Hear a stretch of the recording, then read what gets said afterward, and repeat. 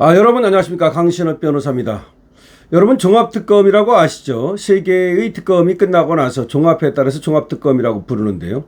여기서 윤 대통령을 반란죄로 수사를 했다는 것도 아시죠? 그런데 결국 반란죄로 그렇게 또 난리를 떨었지만 결국은 기소를 못하게 됐다는 소식입니다. 특검이 윤 대통령을 반란죄 혐의로 기소 안 하기로 했다는 겁니다.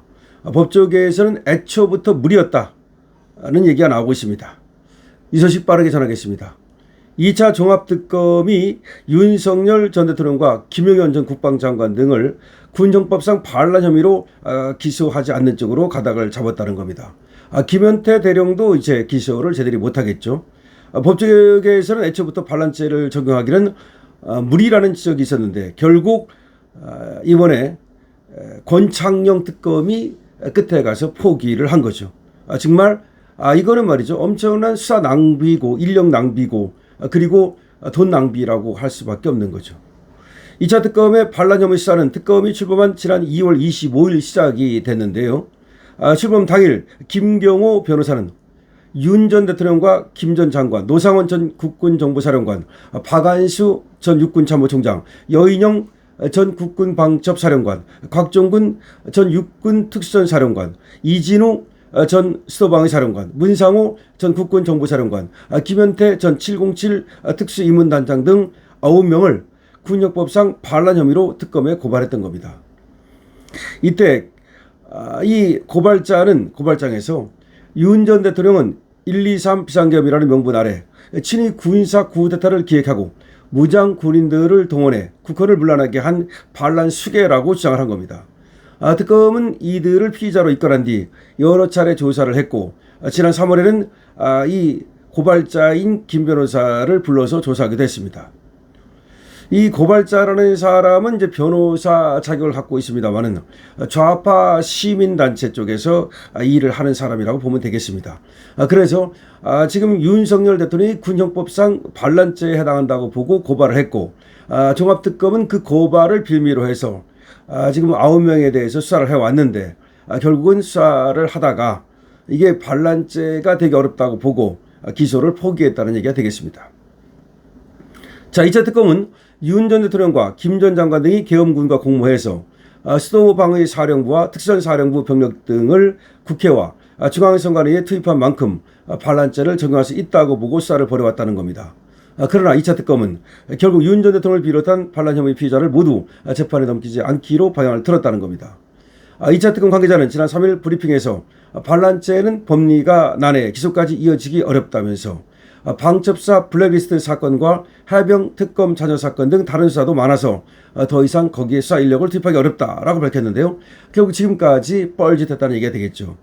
이어 내부 논의 결과 기소 가능성 자체가 높지 않고 기소하더라도 공소 기각될 우려가 있다고 판단했다. 그래서 반란죄를 수사하던 인력을 다른 사건으로 배치했다. 이렇게 얘기하고 있습니다. 참 한심하다고밖에 말할 수가 없는 거죠. 그럼 지금까지 그 반란죄를 수사한 그 수사 낭비는 어떻게 할 것이고 그 인력 낭비는 어떻게 할 것이고 그야말로 그 돈 낭비는 어떻게 할 것인지 정말 묻지 않을 수가 없습니다. 자, 결국은 처음부터 법조계에서는 이 반란죄 적용이 어려웠는데도 불구하고 이 반란죄를 수사한 자체가 이것이 무리였다는 얘기가 그래서 나오는 겁니다. 자, 2차 특검 수사팀 내부에서도 말이죠, 반란죄 적용 여부를 두고 의견이 굉장히 엇갈렸다라고 합니다. 반란 혐의로 입건된 인물 대부분이 이미 내란 특검에서 기소돼서 재판을 받고 있지 않습니까? 근데 여기다가 반란 혐의를 추가 적용할 경우 기존 내란 사건과 중복 기소 논란이 생길 수 있고 중복 기소가 되면 그것은 공소 기각이 되거든요. 또 지금 반란 수괴죄는 법정형이 사형뿐인데 내란 우두머리죄보다도 형이 무겁습니다. 그래서 과연 지금 내란죄로 이미 무기징역을 받았는데 그럼 반란죄로 사형을 시킬 것이냐, 그것이 나중에 엄청나게 후폭풍이 불 수 있고 오히려 법감정을 자극할 수 있다, 그런 얘기가 있었던 것 같습니다. 법조계에서는 반란죄 적용이 애초부터 쉽지 않았다는 분석이 나옵니다. 123 비상계엄 관련 초기 수사를 받았던 검찰 특별수사본부도 윤 전 대통령에 대한 반란죄 적용 여부를 그때도 검토했다는 겁니다. 그때도.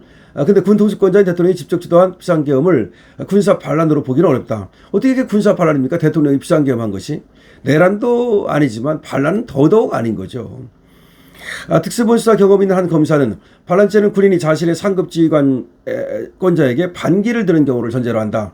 그렇죠. 반란이라고 하는 것은 대통령이 반란을 일으킬 수는 없는 거고 자기 상관한테 반기를 들어야 되는 건데, 이건 대통령이 직접 군통수권자가 비상계엄을 주도한 만큼 그 비상계엄의 적법성, 비상계엄의 정당성은 변론으로 하고, 비상계엄을 대통령이 내렸다 해서 그게 반란이 되느냐, 그건 다른 문제죠.